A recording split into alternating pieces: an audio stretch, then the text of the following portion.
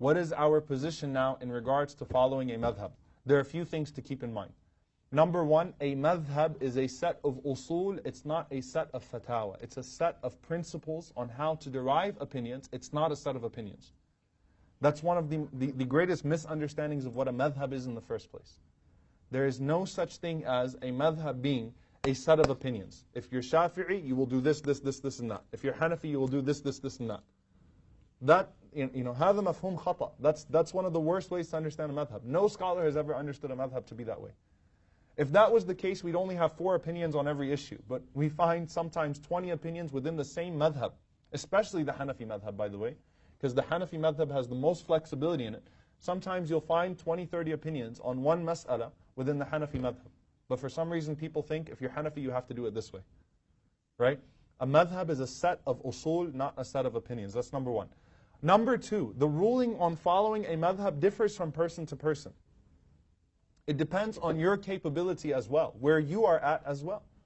It's not a one-size-fits-all type of thing. Number three, following a madhab is not an issue of faith. It's not an issue of iman or aqeedah. You cannot say, and the reason why I say that is you cannot say a person is sinful because of how they approach this topic. It's impossible to say that. To add this as a condition of faith and to make someone out to be athim, to be sinful, whether they do taqleed or they completely do the opposite of taqleed, whether they follow a madhab or not. If a Muslim says that, you know what, I'm not going to follow a madhab, you can't make that person sinful. Because it's not a condition of faith that was given by Allah or the Messenger ﷺ. This is an issue of how to approach fiqh. It's not an issue of faith. If that was the case, if a person was athim, sinful on how they approach the subject, then that would mean that the minute that someone takes shahada, you need to assign them a madhab. Like takbir, Allahu Akbar, mashallah, welcome to Islam. All right, what madhab do you want to be?